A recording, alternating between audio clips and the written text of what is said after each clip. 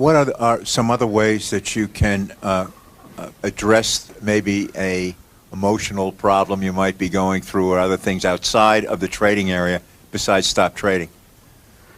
Well, you say there are a number of techniques, a number of books available. There's counseling. I'm going to make a recommendation of a particular book later on. When we get into a little bit more detail. But it depends on the effect that it has on your trading. I mean, you don't necessarily have to stop trading, but you have to make an objective assessment as to your state of mind. In other words, you can actually say to yourself, "Am I in the best state of mind to be trading today?"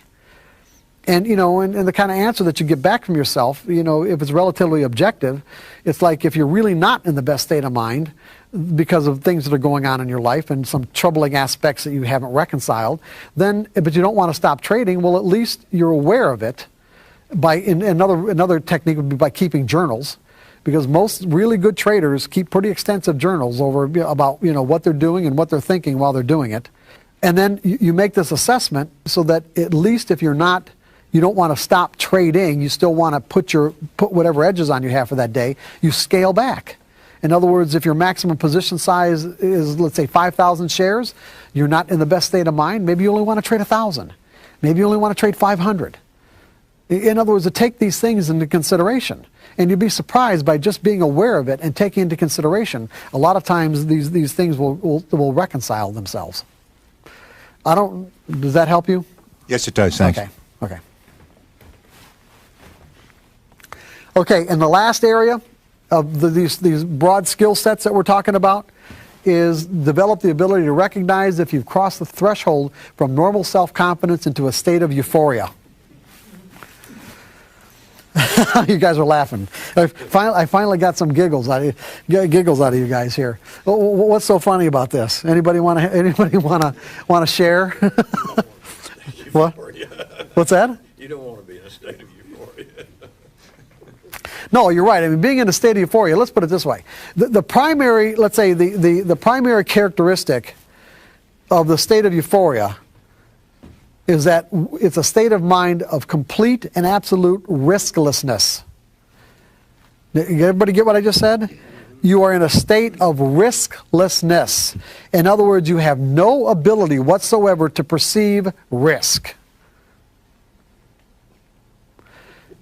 So if, for an example,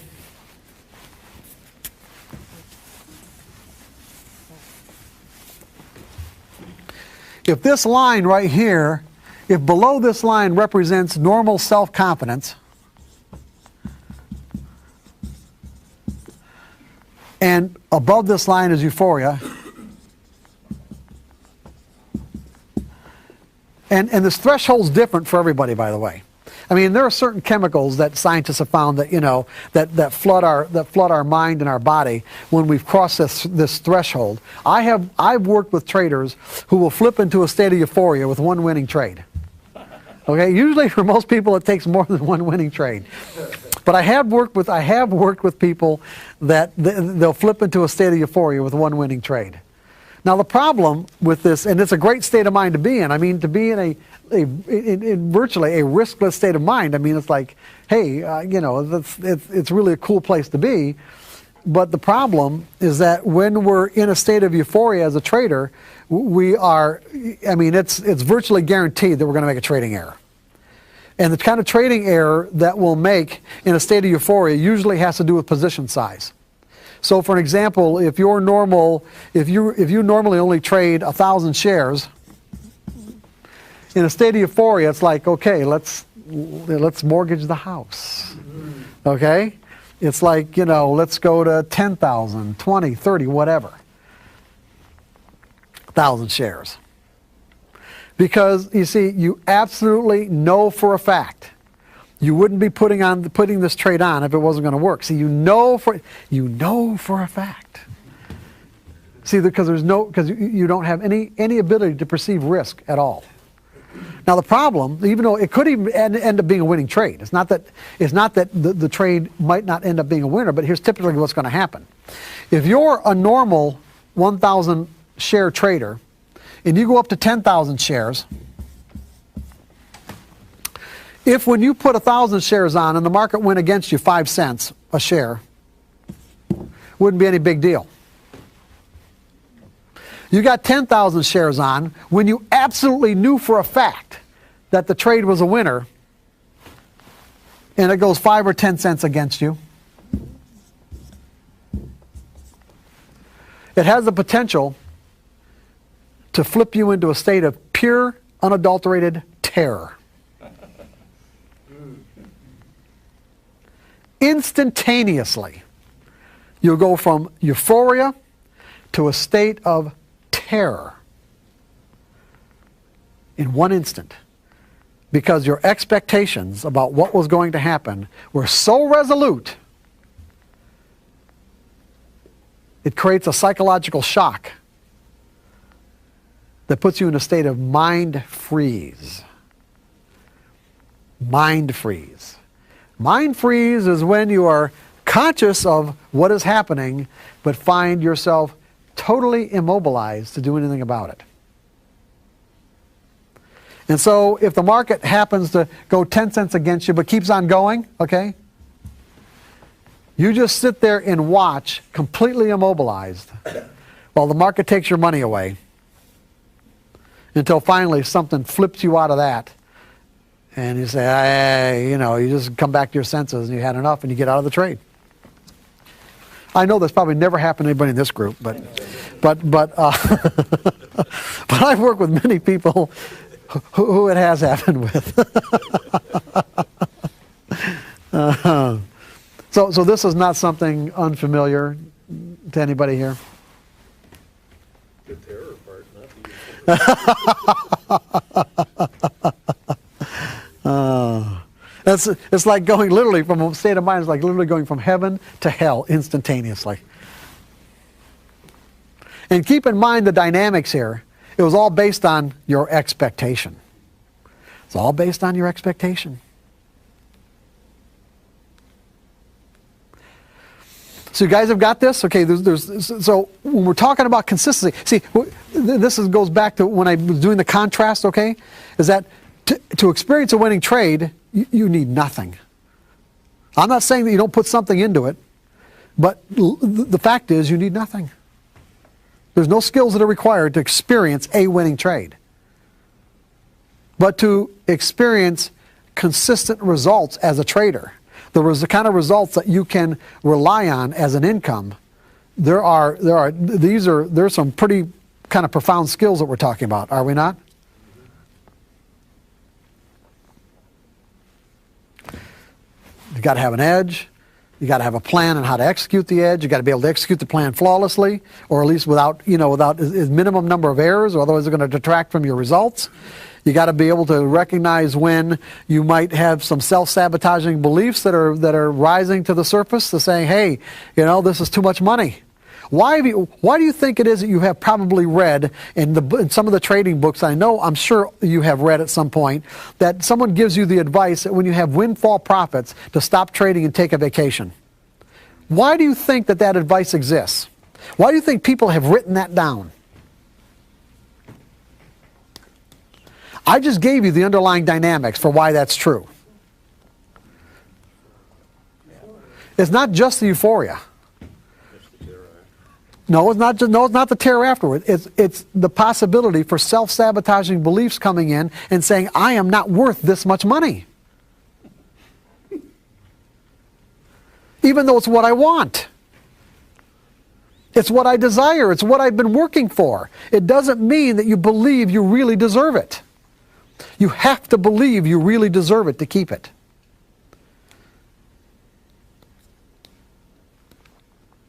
Or at least recognize that you don't necessarily believe it and don't do anything to give it away. In other words, take a vacation, put it in the bank, let yourself get used to having it, and at which point you'll say, you know what, yeah, I do deserve this money.